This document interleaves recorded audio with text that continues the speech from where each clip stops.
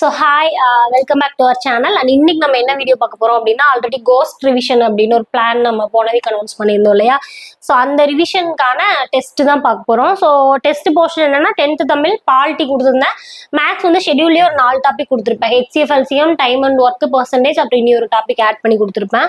Simple இன்ட்ரெஸ்ட்னு நினைக்கிறேன். ஓகேங்களா, நீங்க ஷெடியூல் செக் பண்ணுங்க. ஸோ அந்த டாபிக்கான டெஸ்ட் சீரீஸ் தான் இன்னைக்கு பார்க்க போறோம். ஸோ டெஸ்ட் வந்துட்டு டெஸ்ட் கொஸ்டின் பேப்பரோட லிங்க் வந்துட்டு உங்களுக்கு டிஸ்கிரிப்ஷன்ல கொடுக்குறேன், டவுன்லோட் பண்ணி எழுதுங்க. ஸோ எல்லாரும் நல்லா படிச்சிருப்பீங்க அப்படின்னு நினைக்கிறேன்.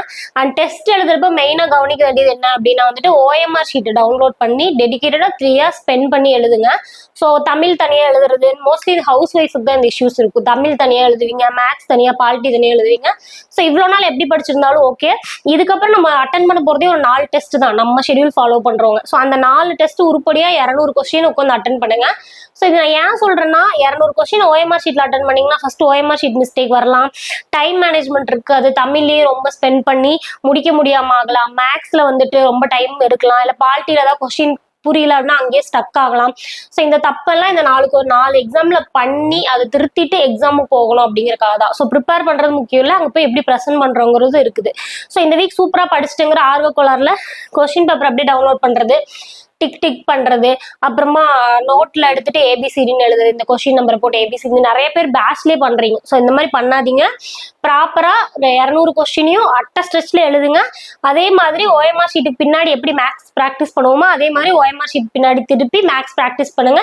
எக்ஸ்ட்ரா ஒரு ஷீட் வச்சுக்கோங்க, அவ்வளவுதான். அதே மாதிரி பார்த்து எழுத வேணாம், தப்பானா பரவாயில்ல, அதை வந்து நம்ம பின்னாடி கூட அனலைஸ் பண்ணிக்கலாம், அதை படிச்சுக்கலாம். பட் பார்த்து எழுதுனீங்கன்னா அது லாஸ்ட் வரைக்கும் அந்த சப்ஜெக்ட் நம்மளால கத்துக்கவே முடியாது. ஓகேங்களா, ஸோ இந்த மாதிரி எழுதுங்க.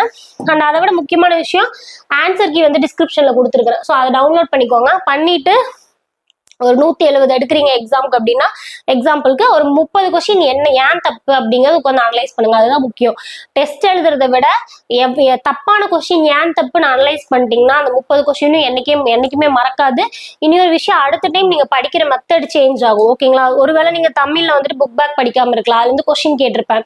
ஸோ அப்ப நீங்க என்ன பண்ணலாம், அடுத்த டைம் வந்துட்டு புக் பேக்கை நீங்க மறப்பீங்களா? மறக்க மாட்டீங்க, எப்போ தப்பான கொஸ்டின் அனலைஸ் பண்றப்போ. ஸோ அது ரொம்ப முக்கியம். டெஸ்ட் எழுதுனதுக்கு அப்புறம் 30 கொஸ்டின் ஏன் தப்புங்கிறத அனலைஸ் பண்ணுங்க.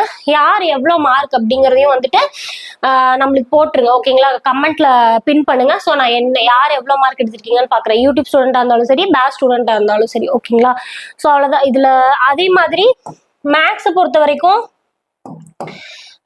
இது வீடியோஸ் கேட்டிருந்தீங்க. ஸோ நம்ம சேனல்லே வந்துட்டு மேக்ஸ் வீடியோஸ் இருக்குது. நான் இதை ஃபர்ஸ்ட் கோஸ்ட் ரிவிஷன் அனௌன்ஸ் பண்ணப்பவே சொல்லியிருந்தேன். ஸோ நீங்க அதை எடுத்து பார்த்துக்கலாம். நானுமே நீ அடுத்த ஷெடியூல் அப்போ என்ன பண்றேன்னா, தமிழ் GK கிளாஸஸ் போறப்போ மேக்ஸ் வீடியோஸோட பிளேலிஸ்ட்னு உங்களுக்கு லிங்க் பண்ணிடுறேன். ஓகேங்களா, நீங்க அதை எடுத்து கூட பார்த்துக்கலாம். ஓகேங்களா, ஸோ எல்லாரும் நல்லா எழுதுங்க. அண்ட் அதே மாதிரி கிளாஸஸ் எப்படி இருக்கு, கொஸ்டின் பேப்பர் எப்படி இருக்கு அப்படிங்கிற சஜஷன் வந்துட்டு டைம் இருந்துச்சுன்னா நம்ம கமெண்ட்ல போடுங்க. மார்க்கும் எவ்வளோ மார்க் அப்படிங்கறத எல்லாரும் கமெண்ட் பண்ணுங்க.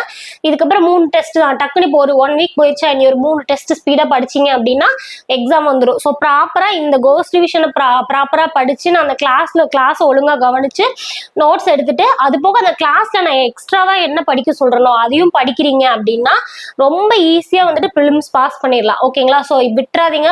ஒருவேளை இந்த ஃபர்ஸ்ட் வீக் படிக்கலன்னா பரவாயில்ல, இதையும் சேர்த்து படிச்சுக்கிட்டே அடுத்தடுத்த வீக்காவது அட்லீஸ்ட் ஃபாலோ பண்ணுங்க. ஓகேங்களா, ஸோ அடுத்த வீடியோ மீட் பண்ணலாம். அன்டில் தென் பாய்.